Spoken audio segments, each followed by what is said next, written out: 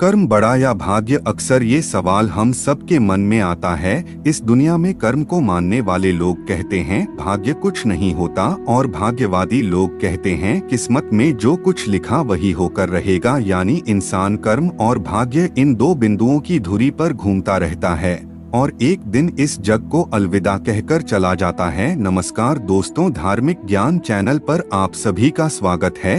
अगर आप भी भगवान श्री राम के भक्त हैं तो कमेंट में जय श्री राम जरूर लिखे। तो चलिए शुरू करते हैं आज की प्रस्तुति। भाग्य और कर्म को अच्छे से समझने के लिए पुराणों में एक कहानी का उल्लेख मिलता है। एक बार देवर्षि नारद जी बैकुंठ धाम गए। वहां उन्होंने भगवान विष्णु का नमन किया। नारद जी ने श्रीहरि से कहा, प्रभु, पृथ्वी पर अब आपका प्रभाव कम हो रहा है। धर्म पर चलने वालों को कोई अच्छा फल नहीं मिल रहा। जो पाप कर रहे हैं उनका भला हो रहा है। तब श्रीहरि ने कहा, ऐसा नहीं है देवर्षि, जो भी हो रहा है सब नियति के जरिए हो रहा है। नारद बोले, मैं तो देखकर आ रहा हूँ, पापियों को अच्छा फल मिल रहा है और भला करने वाले, धर्म के रास्ते पर चलने वाले लोगों को बुरा फल मिल रहा है। भगवान ने कहा, कोई ऐसी घटना बताओ। नारद ने कहा, अभी मैं एक जंगल से आ रहा हूँ। वहाँ एक गाय दलदल में फंसी हुई थी, कोई उसे बचाने वाला नहीं था। तभी एक चोर उधर से गुजरा। गाय को फंसा हुआ देखकर भी नहीं रुका, वह उस पर पैर रखकर दलदल लांघकर निकल गया।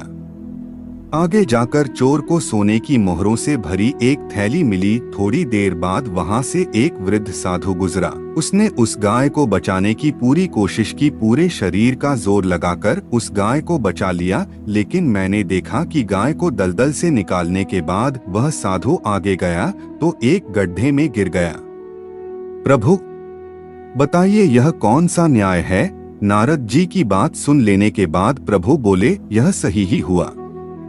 जो चोर गाय पर पैर रखकर भाग गया था उसकी किस्मत में तो एक खजाना था, लेकिन उसके इस पाप के कारण उसे केवल कुछ मोहरें ही मिली।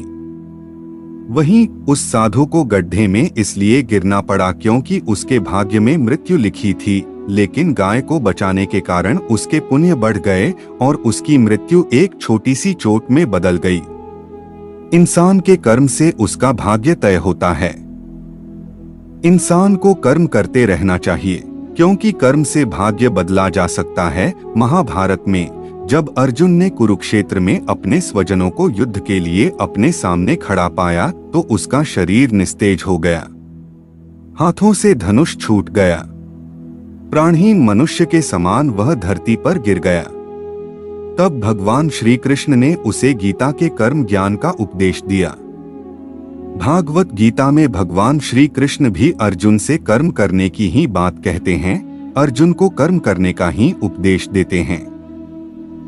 श्री कृष्ण कहते हैं कि हे अर्जुन, राज्य तुम्हारे भाग्य में है या नहीं ये तो बात की बात है, परंतु युद्ध तो तुम्हें पहले लड़ना ही होगा, कर्म तो तुम्हें करना ही होगा।